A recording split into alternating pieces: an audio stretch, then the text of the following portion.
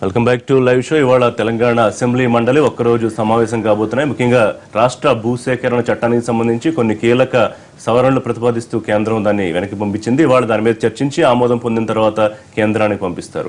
మరోవైపు మిర్చి రైతు కడుపు మండిపోతోంది. గిట్టుబాటు ధర లేక మన కమ్మయార్డులో జరిగిన పరిస్థితి మనం చూసాం. అయితే అందులో పాల్గొన్నది రైతులు కాదు, రాజకీయ విపక్షాల కుట్ర అని నిన్న ముఖ్యమంత్రి చాలా స్పష్టంగా చెప్తున్నారు. వీళ్ళందరి మీద చర్యలు తీసుకుంటామని చెప్తున్నారు.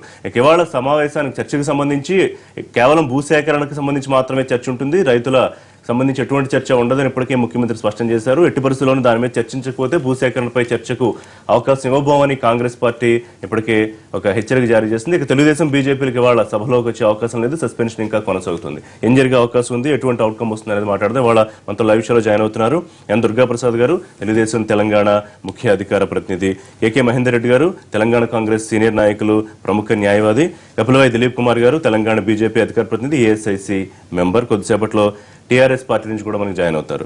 రైట్, దుర్గాప్రసాద్ గారు, నిన్న జరిగిన అంశం ఖమ్మంలో ఏదైతే జరిగిందో దాంట్లో రైతులు ఎవరికి సంబంధం లేదు. అదంతా ప్రభుత్వం మీద కంటకింపుతో, యావగింపుతో ప్రతిపక్షాలు చేసిన కుట్ర. ఇది ముఖ్యమంత్రి గారు తేల్చింది.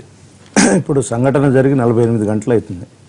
ముఖ్యమంత్రి గారు నిజంగా అదే జరిగింది, సంఘ విద్రోహ శక్తులు జిబోయి చేశారు, లేకపోతే ఏ పొలిటికల్ పార్టీ వెనక రాజకీయ పక్షాలు అన్నారు కదా, దాన్ని నిర్ధారణ చేయొచ్చు కదా. ఇవాళ నేను ఒకటే అడుగుతున్నా, 20 మంది రైతులను అరెస్ట్ చేశారు. అసలు రైతులే దాడి చేయనప్పుడు రైతులను ఎందుకు అరెస్ట్ చేయాలి? నేనేమంటున్నంటే ప్రభుత్వానికి, ముఖ్యమంత్రి గారికి ఛాలెంజ్ చేస్తున్నా, మీ మీడియా ద్వారా మీ స్టింగర్ ను మీరు రండి, వెళ్దాం, అక్కడికి వెళ్దాం. అరెస్ట్ అయిన వాళ్ళలో రైతు ఉన్నారా లేదా, వాళ్ళ పేరు మీద భూమి ఉందా లేదా, వాళ్ళు కనీసం మిర్చి పండించారా లేదా, ఎందుకు ఇన్ని అబద్ధాలు ఆడుతున్నారు ముఖ్యమంత్రి గారు? ఎందుకు ఈ ప్రెస్టేజ్కి ఎందుకు పోతున్నారు నాకు అర్థం కాల. ఇప్పుడు దాడి రైతులు గతంలో ఆక్రోశం చెంది ఆఫీసుల మీద దాడి చేయలేదా? అగ్రికల్చర్ ఆఫీసుల మీద దాడి చేయలేదా? విత్తనాలు లేనప్పుడు దాడి చేయలేదా? ఎరువులు లేనప్పుడు దాడి చేయలేదా? రైతు కడుపు మండినప్పుడు చేస్తాడు. మన వరంగల్ సభకి 10 నుంచి 12 వేల ట్రాక్టర్లో రైతులు తరలిచ్చారు. సో రైతులందరూ హ్యాపీగా ఉన్నారు. ఇది కేవలం విపక్షాల కుట్ర. గవర్నమెంట్ ఋషి గారు, ఈ సందర్భంగా ప్రభుత్వానికి ఒక్కటే చెప్తున్నా, రైతులు నిజంగా సంబరంగా ఉంటే ప్రభుత్వ ప్రతినిధులు ఎవరన్నా రండి, ఒక టీమ్గా పోదాం, గ్రామాల్లోకి పోదాం, రైతాంగాన్ని అడుగుదాం. మీరు ఇచ్చే 8,000 అప్పుడు ఎందుకండి? రెండు క్రాపులు 4,000 వేస్తామన్నారు. ఇవాళ మిర్చికి ధర ఇవ్వండి. ఎందుకు ప్రెస్టేజ్కి పోతున్నారు? ఎందుకు పట్టుదలకు ఉంది ప్రభుత్వం? నాకు అర్థం కాదు. ఏం పోతుందండి మీకు?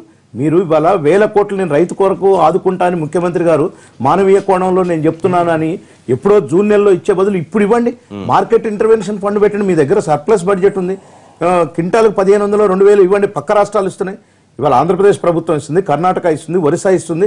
మీరు ఇవ్వండి. అదే మీరు ఇవాళ మాట్లాడితే నిన్న మీ ప్రజాప్రతినిధులు కూడా ప్రెస్ పెట్టి ఏం చెప్పినారు? కేంద్రానికి ఇచ్చినాం మేము, కేంద్రం మద్దతు, కేంద్రం ఇచ్చేనాడు ఇస్తుందండి.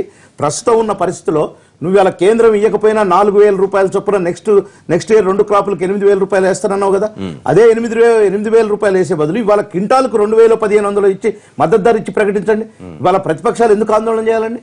ఇవాళ ఖమ్మం మిర్చి యార్డ్కి ఎన్ని రకాలు అంటే, మీరు ఎక్కడ సూర్యాపేట, వరంగల్ ఎక్కడ కొనకపోతే ఖమ్మం పోయినాయి. ఇవన్నీ కూడా ఖమ్మం పోయినప్పుడు మీరు వినే ఉంటారు. మంత్రి ఏమంటారంటే 80% అప్పటికే కొనుగోళ్లు పూర్తయిన తర్వాత ఏ రైతు ఎవరన్నా కూడా కాంటాలు వాటిని ఎవరిని ఏమి చేయరు. ఇదంతా కావాలని కిరాయి వాళ్ళని తీసుకొచ్చి వాళ్ళకి ముసుగులు గట్టి చేయించారు. నేను అదే ఖచ్చితంగా తేలితే నిజంగా అలాంటిది ఏమన్నా ఉంటే నిజంగా విపక్షాలకి ఇది ఒక పెద్ద.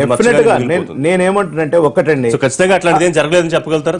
డెఫినెట్ గా చెప్పగలుగుతారు. ఎందుకంటే మా ఎమ్మెల్యే గారు అక్కడ ఆఫీస్లో మాట్లాడుతున్నారు. పోయి ఎవరైనా దాడి చేయాలనుకున్న వాళ్ళు ఎమ్మడి తీసుకొచ్చి దాడి చేపిస్తారా? ఏం పద్ధతి అండి? ప్రభుత్వం మాట్లాడేది కనీసం ప్రజలకు కూడా చేరాలి కదా. తెలుగుదేశం పార్టీకి సంబంధించి ఒక మనిషి అక్కడ లేడు.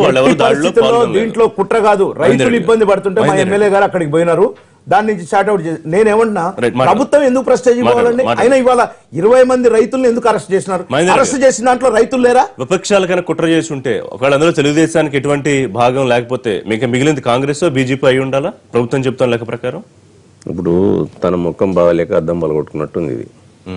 వారి పరిపాలన బాగలేక విపక్షాల మీద బురదల్లే కార్యక్రమం తప్ప ఇంకోటి కాదు. నిజంగానే కేసీఆర్ గారికి రైతుల పట్ల ప్రేమ ఉన్నట్టయితే ఇటువంటి మాటలు మాట్లాడరు వాళ్ళు. రైతుల పట్ల ప్రేమ ఉన్నట్టయితే చూద్దాము, సామరస్యంగా పరిష్కరించుకుందామని చెప్పి. ఇవాళ ప్రతిపక్షాలు లేకుండా, పార్టీలు లేకుండా ఎక్కడైనా ఉద్యమాలు సాగుతాయా? ఎక్కడైనా ప్రజా సమస్యలు పైకి వస్తాయా? ఇప్పుడు రైతు అనేటువంటి కూడా ఏదో ఒక పార్టీలో ఉంటాడు డెఫినెట్గా. ఇప్పుడు ఇలా నేను వ్యవసాయదారుని అండి, నాకు వ్యవసాయం ఉంది. నేను కాంగ్రెస్ పార్టీలో ఉన్నంత మాత్రం నేను రైతుని కాదా? నేను న్యాయవాదిని కాదా? నేను నా వృత్తి న్యాయవాదం, నేను న్యాయవాదిని కాదా? ఇలా కాంగ్రెస్ పార్టీ వాళ్ళు ఇంకా మాట్లాడేదంటే కేసీఆర్ గారికి ఆ టీమ్ అండ్ కో కంపెనీ ఉంది ఒకటి, ఆ కంపెనీకి మసిబూసి మారడికాయ చేసి బట్ట కాల్చి మీద పడేస్తారు. చాలా సీరియస్ తుమ్మల పిచ్చివాళ్ళు అన్నారు. చాలా సీరియస్ వాళ్ళ యొక్క విజ్ఞత అది, వాళ్ళ యొక్క మానసిక స్థితి అది. ఇలా రైతుల మీద మాట్లాడిన వాళ్ళు కానీ ప్రతిపక్షాల మీద మాట్లాడిన వాళ్ళు ఇలా ఎవరైనా ఉండొచ్చు, ఏ స్టేజ్లోనే ఉండొచ్చు. ఇలా మనం వచ్చిన స్థాయిని మర్చిపోయి మాట్లాడడం అనేది అది వారి విజ్ఞత. వారి విజ్ఞతకు దాన్ని వదిలేస్తాం. ఎందుకంటే పిచ్చోళ్ళనే ప్రజలు నిర్ణయిస్తారు. రైతులు పిచ్చోళ్ళ, అన్నోళ్ళు పిచ్చోళ్ళ, రేపు ఎవరు పిచ్చోళ్ళు అనేది రాబోయే ముందు కాలం ముందుంది. అది దాని రైతులు ప్రజలు. నా పాయింట్, ముఖ్యమంత్రి స్థాయిలో వారు అంత స్పష్టంగా అన్ని ఎవరెవరు ఏం చేశారు అన్ని ఆల్రెడీ అక్కడ రికార్డ్ అయ్యి ఉన్నాయి. ముఖ్యమంత్రి గారికి అదిరిచ్చి అక్కడ జరిగి ఉండదు. నేను చెప్పేదంటే ముఖ్యమంత్రి గారికి అదిరిచ్చి బెదిరించి రూల్ చేయాలని ఒక ఆలోచన, ఒక నియంత్రణతో పోకూడదు ప్రజాస్వామ్యం. ఇప్పుడు రాజకీయ నాయకులకు మార్కెట్ యార్డ్లకు రావద్దని మీరు ఎవరైనా చెప్పడానికి? అంటే రాజకీయ నాయకులు లేకుండా ప్రజాస్వామ్యం. నువ్వు రాజకీయ నాయకుని కాదా? నువ్వు తెలంగాణ ఉద్యమం చేయలే, ఎందుకు చేసినావు? నువ్వు ఎక్కడికి పోకుండా, రోడ్ల మీద పోకుండా, దేని చేయకుండా ఎందుకు చేసినావు ఉద్యమం? అంటే ఇప్పుడు తన స్థాయిని మర్చి మాట్లాడడం. ఎందుకంటే ఒక అసహనంతో మాట్లాడుతున్నారు. కేవలం రైతులు కడుపు మండి మాత్రమే దాడులు దిగారు. తప్పకుండా ఇప్పుడు నీకు రైతు పక్షాలకి ఏ సంబంధం లేదు. సోదరుడు దుర్గా ప్రసాద్ గారు అన్నట్టు రైతులు లేని రైతులు 20 మంది రైతులు ఎందుకు అరెస్ట్ చేసినండి మీరు?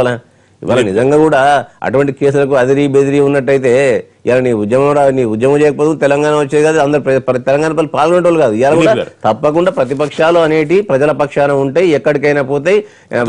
ఈ దాడుల్లో కాంగ్రెస్ నాయకులు లేకపోతే కార్యకర్తలు ఎవరన్నా దాడికి పాల్పడి ఉండొచ్చా? నేను ఏమంటున్నాను ఋషి గారు, నేను ముందే చెప్పాను, నేను తప్పకుండా రైతు అనేటోడుగా ఏదో పార్టీకి సంబంధించిన కూడా ఉంటాడు. దాన్ని గురించి కూడా ఇప్పుడు కేకే మహేందర్ రెడ్డి రైతు అండి. కేకే మహేందర్ రెడ్డి పోయి నాకు పంట ఉన్నది, నా పంట నాకు కడుపండి, నాకు మొన్న దాకా నాకు కందులుండే, సిరిసిల్ల మార్కెట్ యార్డ్లో నాకు కందులుండే, నేను 30 ఎకరాల కంది పంట వేసిన.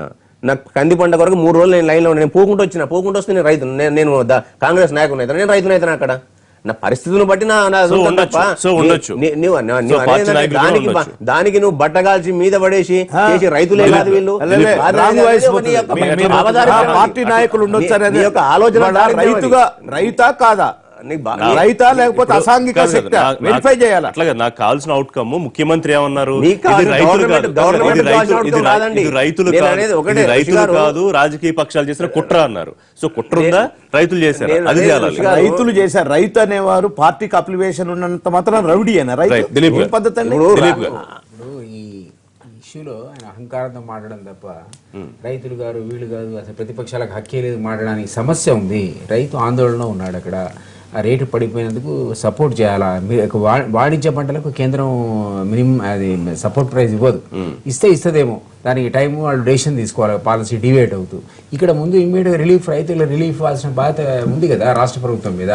ఆందోళన చెందుతున్న రైతులు ఉన్నప్పుడు వీళ్ళు అసలు మీరు ప్రొటెస్ట్ చేయడానికి వీల్లేదు, అసలు మీరు ప్రజల్లో పోవడానికి వీల్లేదు, ప్రజల సమస్యల నుంచి మాట్లాడడానికి వీల్లేనటువంటి ధోరణి ఏంటో అసలు అర్థం కావట్లేదు. కోదండరామను వాళ్ళే టీఆర్ఎస్ వాళ్ళు ఎదుర్కొని అసలు ఎక్కడ తిరగడానికి వీల్లేదని రైతులను అరెస్ట్ చేసి, రైతులు అరెస్ట్ చేసిన వాడు రైతు కాదని మీరెవరండి చెప్పడానికి? అంటే మంత్రి గారు అక్కడే కాంట్రడిక్షన్ ఉంది. రైతులు లేరంటారు, 20 మంది రైతులను అరెస్ట్ చేశారు, అంతే కదా. కాంట్రడిక్షన్ అక్కడే ఉంది. ఇప్పుడు ప్రాబ్లం ఉంది అసలు. కాంట్రడిక్షన్ మెయిన్ కాంట్రడిక్షన్ అదే. ఒక పక్క ఇంత దుర్గా ప్రసాద్ అన్నట్టు ఎప్పుడో నువ్వు 8,000 వాళ్ళకు ఇచ్చే సబ్సిడీ ఇచ్చే బదులు ఇప్పుడు ఇచ్చే రిలీఫ్ కావాలి కదా. రైతు ముందు బతకాలి. ఎలక్షన్ టైంలో ఏకకాలంలో రుణమాఫీ చేస్తానని చేతగాక 4 ఇన్స్టాల్మెంట్ పెట్టుకున్నావు. ఇప్పుడు కాస్త ఎక్కడన్నా డబ్బులు అటు ఇటు కనపడేమో లోన్ క్లియర్ కాగానే అనౌన్స్ చేసావు సబ్సిడీ ఇస్తా అని. అదేదో ఈ రోజే రిలీఫ్ కి ఇచ్చేస్తే ఈ సమస్య రాదు కదా. అది కాదు రీజన్. రైతులు హ్యాపీ లేరు, రుణమాఫీ ఫెయిల్ అయింది కాబట్టి మళ్ళీ రైతులు కన్యార చేసిన కాబట్టి ఇది ఒక కొత్త తైలం ఇచ్చిండు. రైతు అనేవాడికి అసలు రుణమాఫీ కదా. అది 3 ఏళ్ళు అయిపోతే క్రాప్ లోన్ పుట్టే పరిస్థితి లేనే లేదు. ఈ 90% ఫార్మర్స్ కి బ్యాంకు జరిగిపోయే పరిస్థితి లేదు. ఇంట్రెస్ట్ కింద ఒక ఇన్స్టాల్మెంట్ అడ్జస్ట్ చేసుకున్నారు బ్యాంకు. సో అట్లాంటి పరిస్థితులు రైతులు ఉంటే ఆందోళనతో వాళ్ళు. ఇప్పుడు రైతు అనేవాడు తన కడుపు మండి తప్ప రోడ్డు మీదకి రాయడం అంత ఈజీ ఏం కాదు. మామూలు ఉద్యమకారులాగా ఉస్మానియా స్టూడెంట్ లాగా చిటికేయంగా పరిగెత్తుకొస్తారంటే మన ఉద్యమం అందరం చేసాం. మేమంతా రెడీగా ఉన్నాం, ఉద్యమం రాజకీయ పార్టీ కాబట్టి ఉద్యమాలకు రెడీగా ఉన్నాం. రైతులు కాదు అట్లా, రైతుల సమస్యలు ఉన్నాయి ఇక్కడ. రైతులు కూడా నువ్వు అవమానపరిచే పెద్దగా మాట్లాడి ప్రతివాడిని కూడా నువ్వు గుండా నీ సంగతి చూసుకుంటా అంటే ముఖ్యమంత్రి అధికారం ఇచ్చింది ప్రతిపక్షాలు నోరు నొక్కడానికి, నువ్వు ప్రజలను కూడా తీసుకెళ్లి రైతులను కూడా తీసుకెళ్లి అరెస్ట్ చేయడానికి. ఋషి గారు, ముఖ్యమంత్రి గారు రైతుల మీద ప్రేమ ఉన్నట్టు బాగా మాట్లాడారు. మేము కూడా సంతోషించినాం. రైతు పట్ల ప్రపంచ చరిత్రలోనే అత్యద్భుతమైన వ్యక్తిగా కీర్తించబడతారేమో, ఎవరి దేశంలో ప్రపంచానికి ఉండలేమో అలాంటి అని చెప్పుకొని వారం తిరగకముందే రైతులు అనేది చేసే పరిస్థితి వచ్చింది. మంచిది, ముఖ్యమంత్రి గారు రైతు పక్షాన అంత మానవీయ కోణం ఉంటే మంచిదే. కానీ నీ మానవీయ కోణం 750 కోట్ల రూపాయలు ఇన్పుట్ సబ్సిడీ వచ్చి వాళ్ళకి సంవత్సరం కాలం అయింది కేంద్రం నుంచి వచ్చి. మా అన్నగారు వచ్చిండు, అన్నగారు చెప్పాలా, కేంద్రం నుంచి తెచ్చిన 750 కోట్లు ఇంతవరకు ఇన్పుట్ సబ్సిడీ కేంద్రం ఇచ్చిన మీరు రైతాంగానికి ఎందుకు ఇవ్వలేదు? మీరు స్ట్రైట్ అవే దీనికి చెప్పాలి. ఇంకోటి 6 లక్షల రూపాయల ఎక్స్గ్రేషియా, 6 లక్షల రూపాయల ఎక్స్గ్రేషియా కూడా ఇంతవరకు ఇవ్వలేదు. మీరు రైతులు సానుకూలంగా ఉన్నామని చెప్తారు నాయకులు. చారి గారు, అంటే ఇదేదో విపక్షాల కుట్రని ప్రభుత్వం తప్పించుకునే ప్రయత్నం చేస్తున్నట్టు కనిపించట్లేదా? ఇప్పుడు రైతు ఇబ్బందులు అన్నమాట వాస్తవం. ఏ పార్టీ అయినా కూడా దేశ స్థాయిలో రాష్ట్ర స్థాయిలో రైతు ఇబ్బంది ఉన్నాడు. అయితే ఈరోజు ఒకటి మనం క్రోనాగా గమనించాలి. అక్కడ ఖమ్మం మార్కెట్ లోపల గొడవ అయింది. ఖమ్మం మార్కెట్కి ముందు సీక్వెన్స్గా కొందరు జేఏసీ కోదండరామ్ నాయకత్వంలో కొందరు వేరే మిర్చి ఆడుకోకుంటూ ఖమ్మం పోవాలన్న ఒక ప్లాన్. అంటే ఇప్పుడు 2.5 సంవత్సరాలు అయింది. 2.5 సంవత్సరాల్లో ప్రతి సమస్య కూడా పరిష్కారం చేసుకుంటూ ప్రభుత్వం పోతుంది, కొత్త రాష్ట్రం అయినప్పటికీ కూడా. ఇవన్నీ చేసుకుంటూ పోతే మాకున్న సీట్లు దొరికాయి, అడ్రస్ ఉండాలన్న ఒక ఆలోచన ప్రతిపక్షాట మొదలైంది. దాన్ని వాళ్ళు మాకు నెగటివ్ వచ్చింది కనుక పథకాలు వచ్చిందని అంటున్నారు. కానీ వీళ్ళందరూ కూడా 25,000 కిలోమీటర్ల దూరం ఉన్నారు. మాకు వాళ్ళకి ఇప్పుడు నడుచుకుంటూ వచ్చినా లేకుంటే సూపర్ జెట్ పెట్టినా స్పెషల్ హెలికాప్టర్ పెట్టినా వచ్చే పరిస్థితి లేరు. ఒకటి. 2 రోజు మిర్చి పంట కానీ కంది పంట కానీ మన కంది పంట అయింది. ఇందాక మిత్రులు మహేందర్ రెడ్డి గారు చెప్పాను, కంది పంటకు కూడా దేశంలో తెలంగాణలో ఎక్కువగా ఉన్నారంటే పాడైపోయిన కంది కూడా కొన్న చరిత్ర ఉంది. మార్కెటింగ్ ఆ మినిస్టర్ చెప్పిండు, తర్వాత దాని రిపోర్ట్ ఉన్నది. ఈరోజు మిర్చి కూడా మొన్నటి వరకు తెలంగాణలో కూడా ఎక్కువ, ఇటు ఆంధ్రప్రదేశ్ కానీ కర్ణాటక కానీ 500 రూపాయలు ఎక్కువ ఇచ్చింది. ఈరోజు మిర్చి వాణిజ్య పంట సోమోటోగా ఓకే, ప్రభుత్వం ఎందుకు ఏదో అన్న ఆలోచన ఉన్నప్పటికీ కూడా సోమోటోగా గవర్నమెంట్ మద్దతు ధర ఇయ్యేది. ఎందుకంటే వాణిజ్య కమర్షియల్ పంట టోటల్గా కేంద్ర ప్రభుత్వం ఆధీనంలో కొన్ని కమర్షియల్ పంటలు మనం ఇచ్చినప్పటికి కూడా. అయితే కేంద్ర ప్రభుత్వం గతంలో పోచారం శ్రీనివాసరావు వచ్చినప్పుడు కానీ మేము అందరం పార్లమెంట్ సెషన్లో కూడా ఇట్లా అప్పుడు ఇంకా మొదలు కాలేదు, మిర్చికి ఇబ్బంది ఉన్నది, కందికి ఇబ్బంది ఉన్నదని చెప్పేసి మీరు సపోర్టింగ్ ప్రైస్ ఇస్తే మేము దాన్ని యాడ్ చేస్తామని చెప్పినాము. ఒక 500 కోట్ల రూపాయలు ఇవ్వాలి, 500 ఇవ్వకుండా కొద్దిగా ఇవ్వాలని చెప్పినాము. అది ప్రబోధలో ఉన్నది.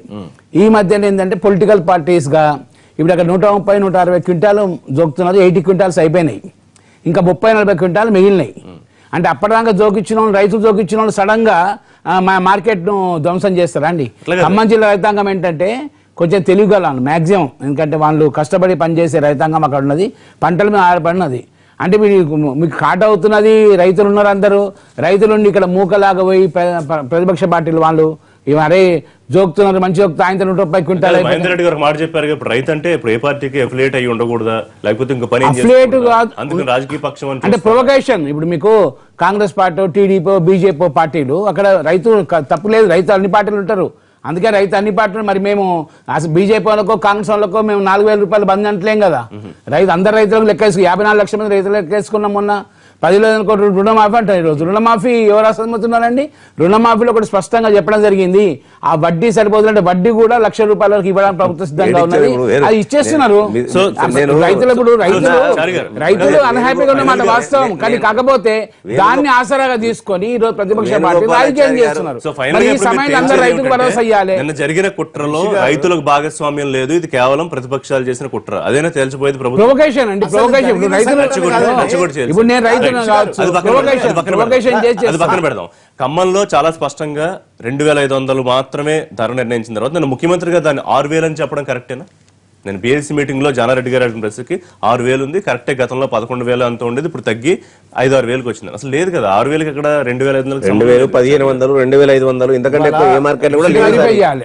ఆ ఫిగర్స్ నాకు కూడా తెలియదు, సబ్జెక్ట్ కరెక్షన్ వెరిఫై చేయాలి. ఒకవేళ ముఖ్యమంత్రి గారు కూడా సంబంధిత మార్కెటింగ్ అధికారులతో మాట్లాడి రివ్యూ ఉంటాడు. తర్వాత పోచారం గారు అందరూ కూర్చొని డైలీ రివ్యూ చేస్తారండి. డైలీ రివ్యూ చేసేసి డిసిషన్ తీసుకుంటారు. వీళ్ళకి ఆగుతలేదు, అరే డిసిషన్ తీసుకో మళ్ళీ మంచి చేస్తున్నాం, ఆగుతలేదు. ప్రభుత్వ పరంగా అన్నారు కాబట్టి చెప్తున్నా, చారిగా రివ్యూ చేస్తారు, డెసిషన్ తీసుకుంటారు. కానీ నిన్న ఒక మిర్చి రైతు ఆత్మహత్య చేసుకున్నాడు. ఇప్పటికే తెలంగాణ 2వ స్థానంలో ఉంది మొత్తం దేశంలోనే రైతుల ఆత్మహత్యలకు సంబంధించి. అంటే మనం మొత్తం మేనమేషాలు లెక్కెట్టుకుని ఏం చేయాలో చేసేలోపు చచ్చిపోతూ ఉండడమేనా రైతు ఆత్మహత్య అన్నది? ఈరోజు రైతు ఆత్మహత్య అన్నది అది సైకాలజికల్ ఎఫెక్ట్. రైతు ఆత్మహత్య ఇప్పుడు ఏదో తెలంగాణ రాష్ట్రం వచ్చినాక రైతు ఆత్మహత్యలు కావు. దేశ స్థాయిలో కూడా బీజేపీ పరిపాలన రాష్ట్రంలో ఉన్నాయి, కాంగ్రెస్ పరిపాలన రాష్ట్రాలు ఉన్నాయి. రైతు ఆత్మహత్య అనేది మానసిక ప్రొవకేషన్ అవన్నీ చేయడానికే ఈరోజు కార్యక్రమాలు చేస్తున్నాం కదా. ఇప్పుడు ఎవరిచ్చిందండి యూరియా డిఏపి కృషి మందులు మీకు అయ్యేది 2650 రూపాయలు అవుతాయి ఖర్చుకు కూడా ఈ రోజు ప్రభుత్వం ఇవ్వబోతున్నది. ఈ రోజు ఓకే వీళ్ళు ఎన్నికలు అంటున్నారు ఇవన్నీ అనుకుని సంబంధం లేదు, కానీ ఎవరిచ్చింది మరి ఎన్నికల్లో మీరు ఎందుకు ఇవ్వలేదు? తెలుగుదేశం పార్టీ ప్రభుత్వం అధికారం అనుభవిస్తున్నది ఎందుకు ఇయ్యలేరా? మరి బీజేపీ దేశ స్థాయిలో ఇయ్యలేరా? మరి మొన్న మోడీకి 20 నిమిషాలు మాట్లాడి గంటన్నర టైం తీసుకున్నాడు ఏ విధంగా రైతులకు ప్రత్యామ్నాయం చేయవచ్చు అని కూడా చెప్పింది ప్రధానమంత్రి గారు మన ముఖ్యమంత్రి స్వయంగా. మరి ఇప్పుడు ఎందుకు చేయలేదు? మరి ఒక ఎలక్షన్ ముందర మేము చేసాం అనుకో, మరి మీరెందుకు చేయలేకపోయినారు? కనుక ఈ రోజు చిత్తశుద్ధిగా ప్రభుత్వం రైతులను ఆదుకోవడం ముందు ఖచ్చితంగా మిర్చి కూడా సాల్వ్ చేస్తారు. ఇవాళ రేపు కేంద్రానికి ప్రత్యేక అధికారులు ఏమైనా పంపిస్తారు? ఎందుకంటే ఇది కేంద్రం రాష్ట్రాల మధ్య దోబూచలాట్లాగా మారిపోయింది. నిన్న దత్తాత్రేయ గారు అంటారు కేంద్ర మంత్రి, మీరు సహాయం చేయండి, నా దగ్గరికి రండి, నేను తీసుకెళ్తాను ఇంకో కేంద్ర మంత్రి దగ్గరికి అంటారు. ఇదేమో కేంద్రం పరిధిలో ఉందని పోచారం శ్రీనివాసరెడ్డి గారు అంటారు.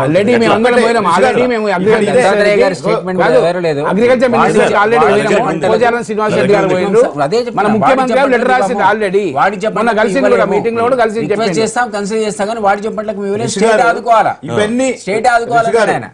ఇవాళ మీరు స్టేటే ఆదుకోవాలి, తర్వాత మేము కేంద్రం కావాలని సాయం చేస్తామని చెప్తున్నారు. అంటే నా పాయింట్ ఏంటంటే, ఒక నిమిషం అండి, కేంద్రమో రాష్ట్రమో మీరు తేల్చుకుని అక్కడ రైతుకు ఎవరు సాయం చేయాలో తేల్చుకోకపోతే ఇలాంటి ఆత్మహత్యలు చూస్తూ ఉండాలి. అందరూ ప్రతిపక్ష పార్టీలు భరోసా కల్పించాల్సిన బాధ్యత ఉన్నది. ప్రొవోకేషన్ చేసి కాదు ఈ రోజు.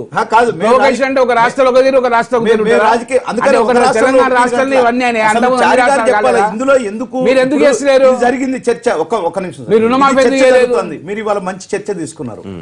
దీనికి ఏంది ఈడ వచ్చి చర్చ జరిగిన దాని మీద ఎట్లా ప్రతిపక్షాలు ఎట్లా మేమెట్లా అని కాదు. మీరు అసలు ఎందుకు ప్రెస్టేజ్కి పోతున్నారు? మద్దతు ధర ఎందుకు ఇవ్వలేకపోతున్నారు? కేంద్రం అనేది చెప్పండి, కానీ పక్కన 3 రాష్ట్రాలు ఇస్తున్నాయని మీరే చెప్తున్నారు. అదేదో ఉంది దాన్ని పక్కన అట్లా కాదు కదా, కేంద్రం ఇచ్చేటప్పుడు ఇస్తుంది. మీరు ఇప్పుడు మార్కెట్ ఇంటర్వెన్షన్ ఫండ్ పెట్టి ఒక 500 కోట్లు కేంద్రాన్ని అడిగారు కదా, మీ దగ్గర ఉన్న డబ్బులే ఒక 500 కోట్లు పెట్టి మిర్చికి మద్దతు ధర ఇస్తామని ఎందుకు ప్రభుత్వం ముందుకు చెప్పలేకపోతున్నారు? మీరు ఎందుకు చెప్పలేకపోతున్నారు? ఎందుకు రైతు పట్ల మీరు ఇంత వివక్షత అది చెప్పండి. చారి గారు చెప్పింది ఎట్లున్నదంటే, కన్నతల్లికి తిండి పెట్టినోడు పిన్నతల్లికి బంగారు గాజులు ఇస్తా అన్నట్టున్నది. ఇలా కన్నతల్లి ఇలా మిర్చి రైతు ఇలా చనిపోతుంటే కూడా మిర్చి పంట తగలబెట్టుకుంటుండే కూడా ఆత్మహత్య చేసుకుంటూ, ఆత్మహత్యలన్నీ కూడా సైకలాజికల్. డాక్టర్ గారు మరి వాళ్ళు ఎట్లా చెప్తున్నారు నాకు అర్థం కావట్లేదు. ఆ సైకలాజికల్ ఈ సందర్భంగా ఇంకో పాయింట్ గుర్తు చేస్తాను. పండిట్ రవిశంకర్ గారు మనకు మాట అన్నారు, ఆధ్యాత్మిక చింతన లేకే రైతులు ఆత్మహత్యలు అన్నారు. అసలు వాడికి ముందు వారు అన్నదాన్ని నేను తప్పనట్లేదు, కానీ కడుపేనట్టు రైతుకి తర్వాత అన్ని చింతనలు ఆధ్యాత్మిక. డాక్టర్ గారు సార్తో అదే అంటున్నారు డాక్టర్ గారు, ఎందుకంటే వారు డాక్టర్ గా ప్రాక్టీస్ చేసి వచ్చిన వారు, అపారమైన రాజకీయ అనుభవం ఉన్నది, పార్లమెంటరీ ఉన్నారు, మంత్రి ఉన్నారు, అన్ని ఉన్నారు. వారు మాట్లాడడం నిజంగా ఇప్పుడు రైతులను కించపరచడం తప్ప ఇంకోటి కాదు కదా. రైతులను వాళ్ళు కించపరుస్తున్నారు. ఇప్పుడు ఆ ప్రభుత్వానికి కానీ వీరికి కానీ రైతులపైన చిత్తశుద్ధి లేదు, వాళ్ళ సమస్యలపైన చిత్తశుద్ధి లేదని ఇలా తేటతెల్లమైంది. ఇలా రైతులు నిజంగా కూడా ఎందుకు ఆ పరిస్థితులు వాళ్ళని క్రియేట్ చేస్తుండ్రు. వాళ్ళకి ఇప్పుడు ముందు చూస్తే వెనక గొయ్యి ముందు నుయ్యి వెనక గొయ్యి ఉంది వాళ్ళకి. ఇప్పుడు ఇలా చేసిన అప్పుడు ముందు అవ్వబడుతున్నాయి, పంటలు పండించిన పంటలకు ధరలు లేవు. ఇటువంటి పరిస్థితుల్లో ఉన్నప్పుడు ఇటువంటి పరిస్థితుల్లో మరి రైతు సైకలాజికల్ గా దెబ్బతింటాడు. మానసిక స్థితి దెబ్బతిన్నప్పుడు ఆటోమేటిక్ గా మానసికంగా అవుతాడు. దానికి ఉన్న మూల కారణాలు మీరు గుర్తించకుండా ఇలా సైకలాజికల్ గా దెబ్బతిన్నాడు, సైకలాజికల్ సైకియాట్రిక్ ప్రాబ్లమ్స్ అని చెప్పడం అనేది ఎంతవరకు సమంజసం? ప్రభుత్వం నిజంగా కూడా కేసీఆర్ గారికి చిత్తశుద్ధి ఉన్నట్టయితే 27th నాడు మీటింగ్ అయింది వరంగల్. సరే వాళ్ళ పార్టీ మీటింగ్, వాటికి మనకు సంబంధం లేదు, వారు ఏం మాట్లాడుకున్నారు, ఎవరు తిట్టుకున్నారో వాళ్ళ సంబంధం లేదు. 27th నైట్ అక్కడే ఉన్నారు. అంతకుముందు ఎనుమాముల మార్కెట్లో కూడా ఇటువంటి ప్రాబ్లం వచ్చింది. ఆ మార్కెట్ యార్డుకు పోయి నిజంగా నీకు చిత్తశుద్ధి ఉన్నట్టయితే రైతు సమస్యలు పడి మార్కెట్ యార్డుకు పోయి చూసే వస్తుంది కదా, మళ్ళీ రాజకీయ భాగవతం పెట్టుకున్నావు కదా వచ్చుకుంటా నువ్వు. అంటే నేను అనేది ఏంటంటే చిత్తశుద్ధి ప్రజలకు ఇప్పుడు ఎంతసేపు ఏంటంటే ఒక రాజప్రసాదం కట్టుకున్నాడు, అందులో దర్బారు పెట్టుకున్నాడు, ఆ దర్బారు పెట్టుకుని 100 మగాదలను పిలిపించుకుంటాడు, 10 మందిని పిలిపించుకుని ఓహో ఇది బాగుంది అది బాగుంది అంటే సచ్చినాక సమాధుల పైన బర్లం కట్టేసే అందంగా ఉన్నది. ఇలా మీది ఇలా 8,000 ఎవరికి ఇస్తున్నాండి మీరు? ఇలా వచ్చే సంవత్సరం ఎందుకు ఇస్తున్నారు? ఈ సంవత్సరం ఇవ్వండి. 8 సంవత్సరాలు, వచ్చే సంవత్సరం ఎందుకు ఇస్తున్నారు? ఎకరాకు 4,000. ఈ సంవత్సరం ఏంటి మీకు చిత్తశుద్ధి ఉన్నట్టయితే? ఎందుకంటే మీ రుణమాఫీ అనేది ఒక డొల్లా. ఆ రుణమాఫీలో ఇలా రైతులందరూ కూడా అసంతృప్తిగా ఉన్నారు, మీ పైన గుర్రుగా ఉన్నారు. దాన్ని కాపాడుకోవడానికి ఎక్కర్లేంది అప్పుడు 4,000 ఇప్పుడు పెండింగ్ ఉన్న ఇన్పుట్ సబ్సిడీ ఇవ్వరైతే ఎక్స్గ్రేషియా ఇవ్వరైతే రైతులు 8,000 వేస్తారంటే ఎట్లా నమ్ముతాం అనుకున్నారు? గ్రామీణ ప్రాంతంలో కొన్ని మీరు రైతులు బడులు కట్టుకొని వచ్చారని అనగానే కాదు. ఇచ్చిన 793 కోట్ల రూపాయల ఇన్పుట్ సబ్సిడీ ఈ రోజు కూడా రైతులు చేర్చే పరిస్థితిలో రాష్ట్ర ప్రభుత్వం లేదండి. అది అన్ఫార్చునేట్.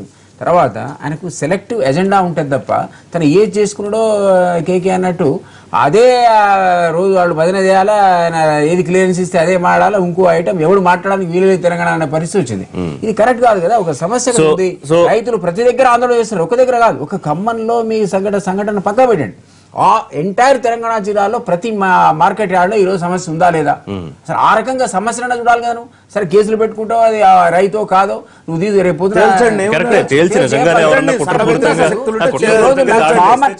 కానీ తీసుకోరు. కానీ ఉన్న ప్రాబ్లమ్ సాల్వ్ చేయడానికి నువ్వు ఏం చేయబోతున్నావు ముందు చెప్పకుండా.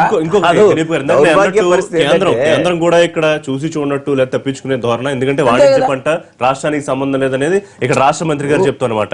మీరు ఇవ్వండి, మేము సాయం చేస్తామని కేంద్ర మంత్రి గారు చెప్తానమాట. ఒకటండి, కేంద్రం అనేది మీ దగ్గర నుంచి ఒక నివేదిక వస్తే తప్ప చేయదు. ఇంకోటి అగ్రికల్చర్ అది దీంట్లో సబ్జెక్ట్ స్టేట్ సబ్జెక్ట్ లో ఉంది కదా. Policy guidance is state centre. అదే పద్ధతిలో అవసరమైతే అప్పటికప్పుడు వచ్చి వాళ్ళు లాస్ట్ టైం మన దగ్గర అతివృష్టి అనావృష్టి 2 సందర్భాల్లో కేంద్ర మంత్రులు వచ్చి తిరిగిపోయారు. ఆ రిలీఫ్ ఏదో ప్రతిపాదనలు వచ్చిన తర్వాత అందింది. ప్రతిపాదన పంపడానికి కూడా రాష్ట్ర ప్రభుత్వం ఫెయిల్యూర్. అగ్రికల్చర్ మినిస్టర్ వచ్చి కేంద్ర అగ్రికల్చర్ మినిస్టర్ స్వయంగా ఇక్కడికి వచ్చి ఏం చెప్పాడు? ఇప్పటి వరకు మా దగ్గర రాష్ట్రం నివేదిక లేదన్నాడు. అరే ఎక్కడ వీరు స్పందించాలో అక్కడ స్పందించకుండా అతిగా స్పందించడం, రైతుల మీద పడి లేకపోతే ఆ సమస్య గురించి పోతున్నటువంటి జేఏసీ లీడర్ల మీద పడి ఇదెక్కడంటే మీరు పొలిటికలైజ్ చేస్తున్నారా? రైతు బాంధవుడిగా చెప్పుకునే ముఖ్యమంత్రి దీన్ని ఎట్లా సాల్వ్ చేయడం చెప్పుకుంటాడు. వేరే ఎట్లా సాల్వ్ చేయాలి? 100% రైతు బాంధవుడే. వీళ్ళ ఫెయిల్యూర్స్ కరెంటు ఇవ్వలేకపోయింది 24 గంటలు కరెంట్ ఇస్తున్నాం. వినండి, ఇప్పుడు పాలి తోటలు కానీ ఈరోజు ఖమ్మం జిల్లాలో తోటల కొరకు కానీ, అదేవిధంగా ఈరోజు డ్రిప్ ఇరిగేషన్ 90% కానీ గతంలో ఉన్నాయంత ఇప్పుడు ఇచ్చింది ఎంత ఒకటి. తర్వాత రైతుల కొరకు ఇరిగేషన్ కెనాల్స్ ఎవరి కోసం చేస్తున్నాం? రైతుల కొరకే దాదాపు 6,500 కోట్ల రూపాయలు రైతుల కొరకు ఈ రోజు.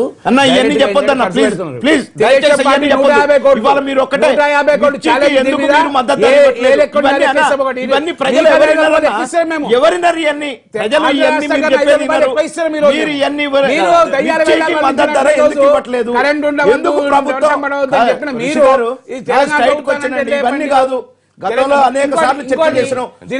మిర్చికి మద్దతు ధర ఎందుకు ఇవ్వదు ప్రభుత్వం? మీరు చెప్పండి, ఒకటే పెట్టండి. అంటే ఇక్కడ 3 రాష్ట్రాలు మరి నిజంగా మీ మిర్చి మీద భారతీయ జనతా పార్టీకి బాగా దయ ఉన్నది, మొత్తం రైతుల మీద ప్రేమ బాగున్నది కనుక మరి ముందే ఆదుకోండి. ఎందుకు కాదు? మరి మేము ఇచ్చి కూడా 2 months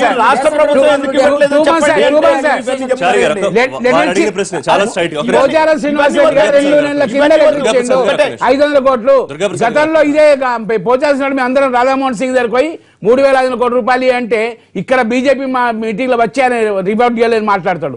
జీరాతో సహా ఇచ్చినాం మేము. కనుక రాజకీయాలు చేసే అవసరం లేదు. రైతుకు భరోసా కల్పించాల్సిన బాధ్యత ఉన్నది. ప్రతిపక్షాలకు మరింత ఎక్కువ. Very straight question. కేంద్రంతో సంబంధం లేకుండా నిన్న ముఖ్యమంత్రి గారు ఒక మాట అన్నారు, 11,000 ఉండే ధర 4,000-5,000 పడిపోతే రైతుకు బాధ వేయదు అని. సో ఆ బాధ తీర్చడానికి కాసేపు కేంద్రాన్ని పక్కన పెట్టండి. ఇవాళ రాష్ట్ర ప్రభుత్వం ఎంత ఇవ్వబోతోంది మిర్చి? తప్పకుండా ఇవాళ అసెంబ్లీలో డిస్కషన్ వస్తుంది. ముఖ్యమంత్రి చెప్పేసి చర్చ లేకుండా ముఖ్యమంత్రి మాట్లాడు. అసెంబ్లీలో చర్చ లేకపోవచ్చు. ఎందుకంటే బీఎస్సీ డెంటిస్టేషన్ చేసుకున్న మెంబర్ కాదు కనుక తెలియదు. ఖచ్చితంగా ఈ 3-4 రోజుల లోపల మిర్చి రైతుకు ఆదుకునే విధంగా ప్రభుత్వం తప్పకుండా అమౌంట్ విషయం కాదు కానీ రైతు తప్పకుండా భరోసా కల్పిస్తుంది. రైతుకు మద్దతు ధర కల్పించే బాధ్యత ప్రభుత్వం తీసుకుంటుంది. కేంద్రం ఇవ్వకున్నా కూడా తప్పకుండా రాష్ట్ర ప్రభుత్వం తీసుకుంటుంది. ఒకటే మాట ఈ సందర్భంగా అన్నగారికి ఒకటే, ఎందుకంటే ప్రభుత్వ అధికార ప్రతినిధి అక్కడ కాబట్టి ముఖ్యమంత్రి గారికి ఒక సలహా ఇవ్వమని చెప్తా ఉన్నా. పక్కన 3 రాష్ట్రాలు ఏ విధంగా ఇస్తున్నాయో మీకు ఎంత మార్కెట్ ఇంటర్వెన్షన్ ఫండ్ పెడతారో పెట్టి 2,000 ఇస్తారా, 1,500 ఇస్తారా, రైతుకి ఇమీడియట్లీగా ఇవ్వండి. వాళ్ళు ఎంత ఇస్తున్నారో, మా మద్దతు ధర ఎంత ఇస్తున్నారో దాని ప్రకారం మీ బడ్జెట్ బట్టే కొంత ప్రకటించండి. స్పష్టంగా గైడ్ లైన్ ఏం పెట్టుకున్నారు? 8,000 కన్నా తక్కువ కనుక అయితే 1,500 అదనంగా ఇవ్వాలని పెట్టుకుంటే అసలు 2,500కి 8,000కి సంబంధం లేదు. అన్నగారికి ఏంటంటే నిజంగానే కేంద్ర ప్రభుత్వం వాణిజ్య పంటకు మీకు లేదు. ఈ రాష్ట్రం మీ ఒక ప్రభుత్వంలోనే కొనసాగుతుంది కదా. ఈ భూములన్నీ కూడా మీ రైతులందరూ కూడా మీ దగ్గర ఉంది కదా. ఈ పంట మా సంఘం తీసుకుంటే మీరు రిస్క్ చేసుకోండి అని చెప్పి ముందే చెప్తే అయిపోద్ది కదా. కందులు ఏమని చెప్పి అదే మరి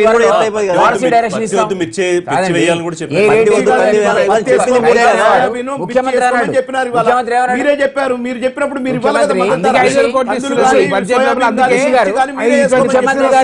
కామెంట్ ఏంటంటే ఒక క్రాప్ కి అందరు చేసేస్తున్నారు కాబట్టి మేము అతి త్వరలో వాళ్ళని గైడెన్స్ ఇస్తాం, మార్చుకోవాలి ప్యాటర్న్ చెప్తామని. ఇంతవరకు గైడెన్స్ లేదు, ఎక్స్టెన్షన్ ఆఫీసర్సే లేరు. అందుకని ఏయూలని ఈ రోజు నోటిఫికేషన్ ఇచ్చింది, పబ్లిక్ సర్వీస్ కమిషన్ లో నోటిఫికేషన్ ఇచ్చింది ఏయూలో. గతంలో ఎప్పుడు కావాలి సార్? ఇంకా మూడేళ్ళు తర్వాత 5,000 కోట్ల రూపాయలు ఇప్పుడు సిరికి ఇవన్నీ అనుభవం వచ్చినాయి.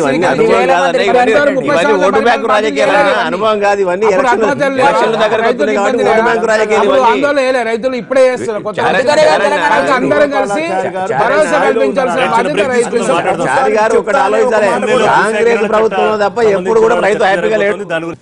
భూసేకరణ బిల్లుకు సంబంధించి సవరణ కోసం వాళ్ళు ఒక్కరోజు అసెంబ్లీ మండలి సమావేశం అవుతున్నాయి. అయితే తెలుగుదేశం బీజేపీలకి అవకాశం లేదు. కాంగ్రెస్ మిర్చి రైతులకు సంబంధించి ఒక ప్రకటన వచ్చిన తర్వాత దీనికి సహకరిస్తామని చెప్తుంది. మరి ఏం జరిగే అవకాశం? దుర్గాప్రసాద్ గారు, మీకైతే దీని మీద చర్చలో పార్టిసిపేట్ చేసే అవకాశం లేదు, సస్పెన్షన్ లో ఉన్నారు కాబట్టి ఏం చేయబోతున్నారు? అంటే ప్రజలంతా, రాష్ట్ర ప్రజలంతా, తెలంగాణ రాష్ట్ర ప్రజలు చూస్తూ ఉన్నారు.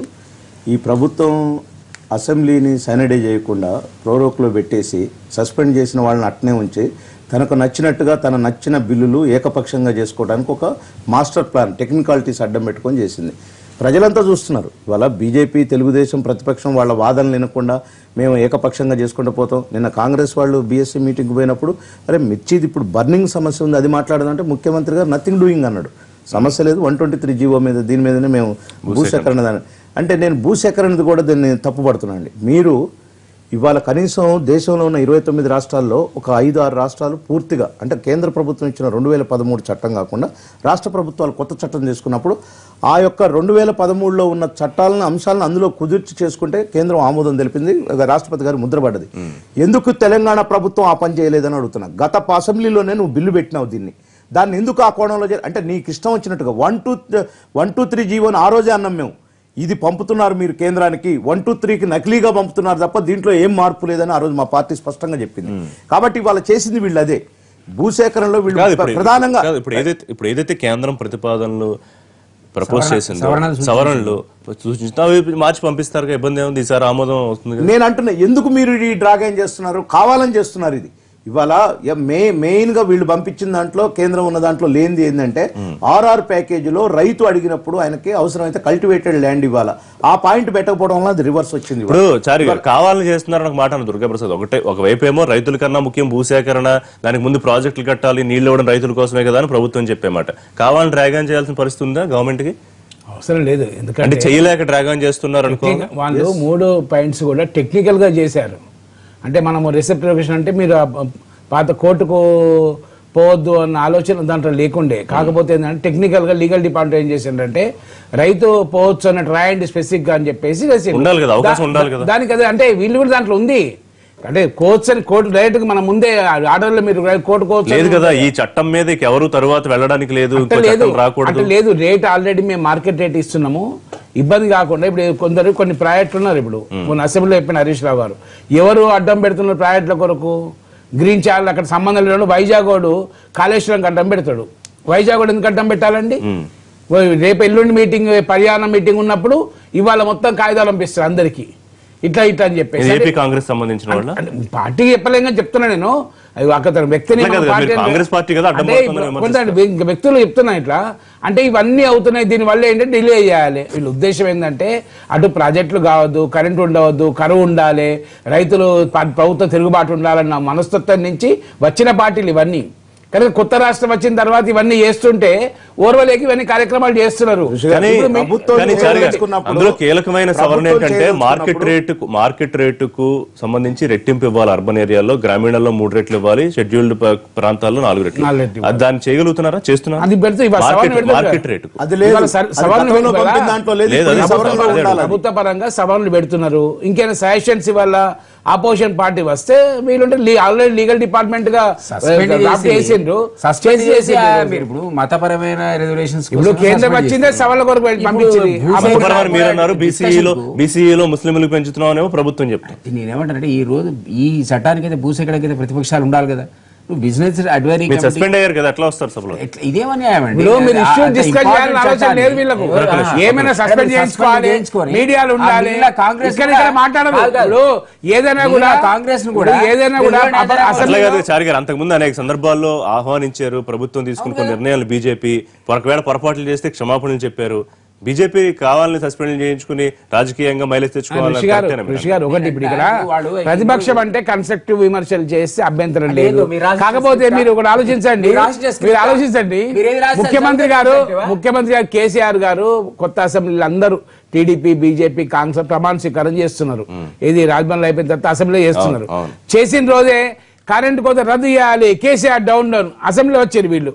అది ప్రతిపక్ష పార్టీలు అంటే మొట్టమొదటి ప్రమాణ స్వీకారం చేస్తున్న ఎమ్మెల్యేలు నేను సోన్ నిల్చున్నాను రాజ్యాంగ పరంగా చేసిన రోజే అంటే ప్రతిపక్ష పార్టీల పాత్ర ఏ విధంగా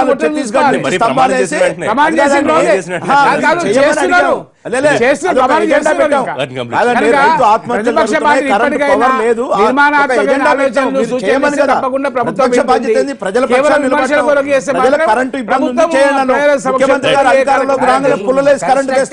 కన్స్ట్రక్టివ్ సజెషన్స్ అంటే ఏంటి అంటే ముఖ్యమంత్రి ఏది చెప్తే అది స్క్రిప్ట్ రాసుకొని వచ్చి ప్రతిపక్షాలు అంటే ఈయన ప్రపోజ్ చేసేది భూసేకరణ దానికి అమెండ్మెంట్ కేంద్రం అప్రూవల్ ఇవ్వాలట, బీజేపీని సస్పెండ్ చేస్తాడట. ఎట్లానండి డెమోక్రసీ? కేంద్రం అంటే బీజేపీ కాదు, కేంద్రం అంటే అందుకని అంటే వీళ్ళు అడ్డపడ్డారు కాకుండా బీజేపీ అడ్డపడ్డాడు. దిలీప్ గారు మీరు ఎలా అంటే అవగాహనతో పని చేసుకుంటున్నారా అనే అనుమానం కూడా కలుగుతుంది కాంగ్రెస్. మోడీ గారేమో కేసీఆర్ మెచ్చుకుంటారు, మోడీ గారి పరిపాలన గురించి మెచ్చుకుంటారు, మెచ్చుకుంటారు. వచ్చే కాంగ్రెస్ కూడా ముఖ్యమంత్రి గారు ఇంత ప్రెస్టేజ్ గా తీసుకొని రిజర్వేషన్ బిల్లు అసెంబ్లీలో పెట్టి కేంద్రానికి పంపించడం, పెద్ద బహిరంగ సభ పెట్టుకొని కనీసం మీరు పంపించినటువంటి రిజర్వేషన్ బిల్లు ఏమైంది అని ప్రజలకు చెప్పలేకపోయింది. ఏంది దీంట్లో రహస్యం అని అడుగుతా ఉన్నా ముఖ్యమంత్రి గారు.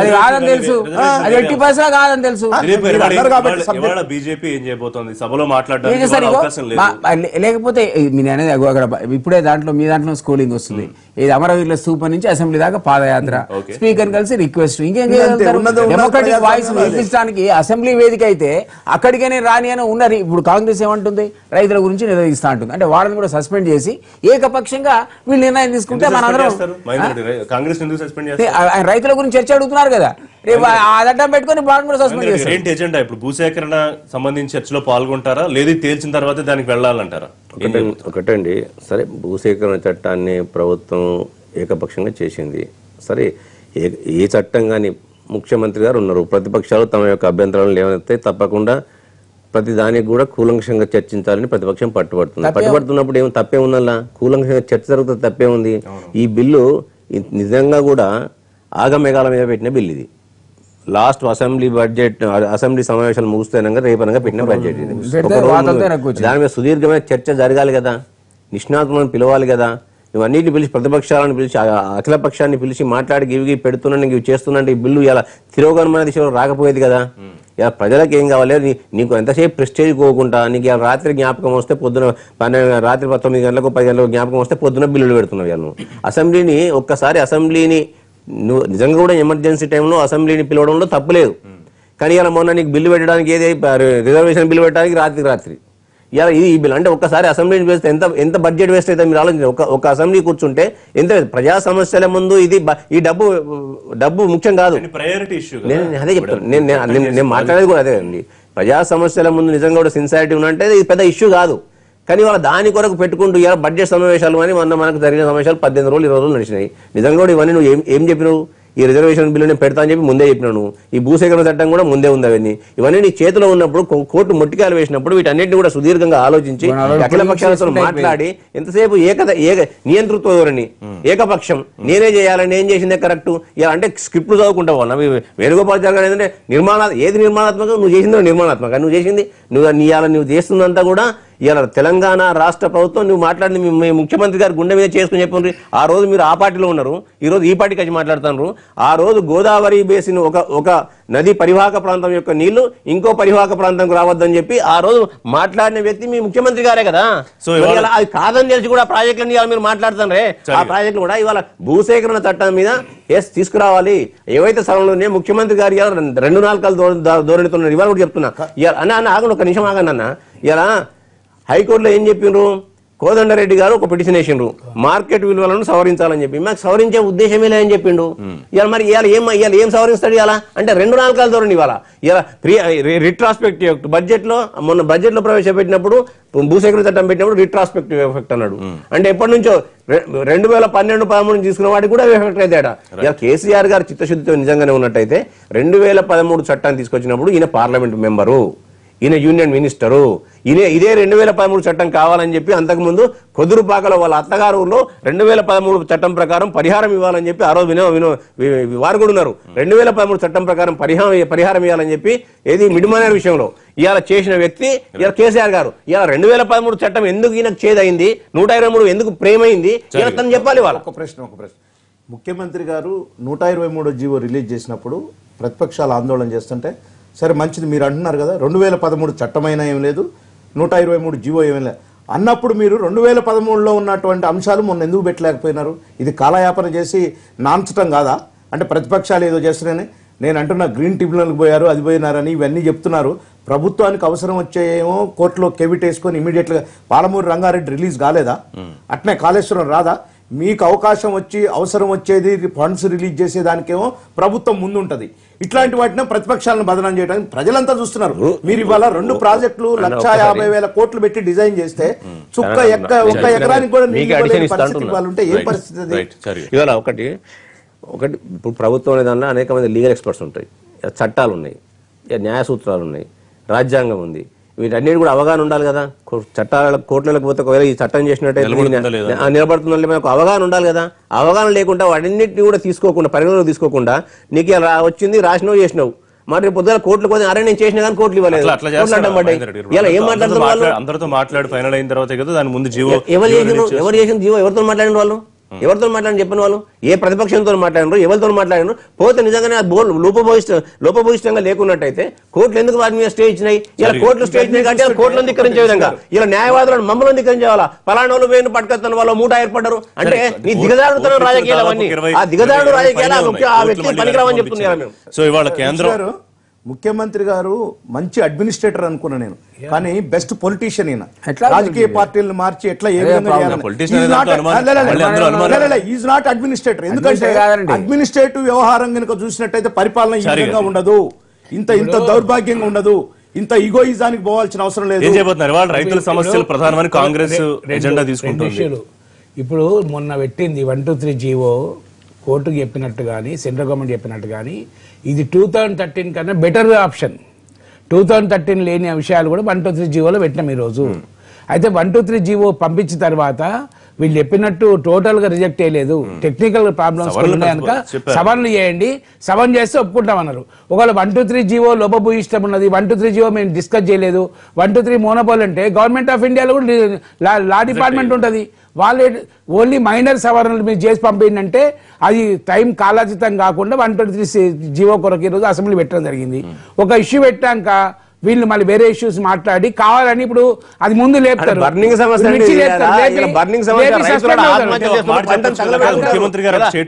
ఖచ్చితంగా ఇవ్వాలి.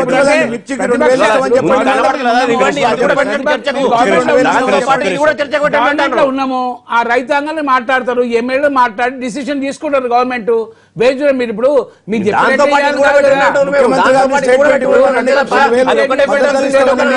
వీళ్ళు ఏం చేస్తారు ఇవాళ వ్యూహం ఏంటంటే అటు బీజేపీ కానీ కాంగ్రెస్ కానీ ఒక టీడీపీ కానీ ఫస్ట్ ఎట్లా 123 జీవో ఇష్యూ అవుతుంది, మెజార్టీ పాస్ అవుతుంది కనుక ఏ విధంగా మేము రైతుల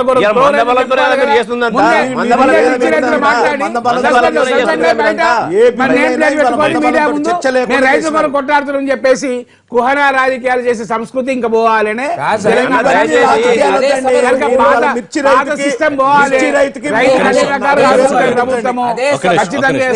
కన్స్ట్రక్టివ్ క్రిటిసిజం చేయాలని ఆ సభను ఒక రోజు బదులు ఎట్లా పెడుతున్నారు 3 రోజులు పొడిగించండి, ఇష్యూ డిబేట్ చేయడం తప్పేంటంటారా? నేను ఇవాళ స్టేట్మెంట్ ఇవ్వమని ముఖ్యమంత్రి గారిని బీజేపీకి అవకాశం లేదు.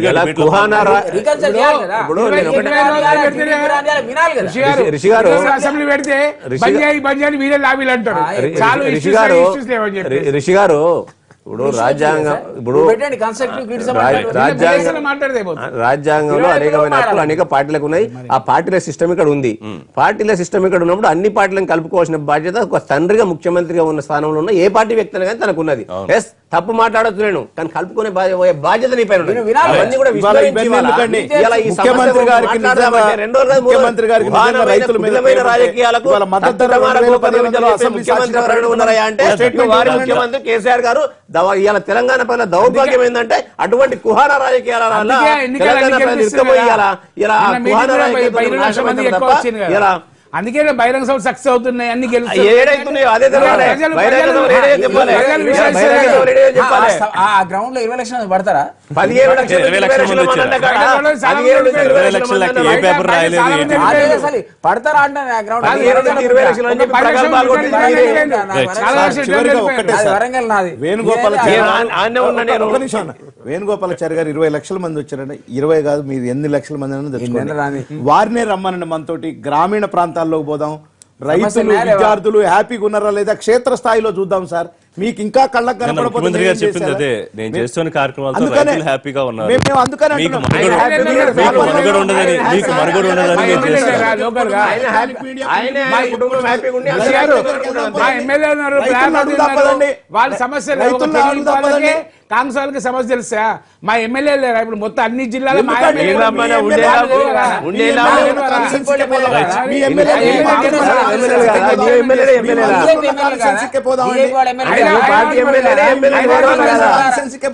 సో రెండు అంశాలు ఇవాళ భూసేకరణ చట్టానికి సంబంధించి ఆమోదం చేసి పంపించడం ఒకటి, రెండోది మిర్చి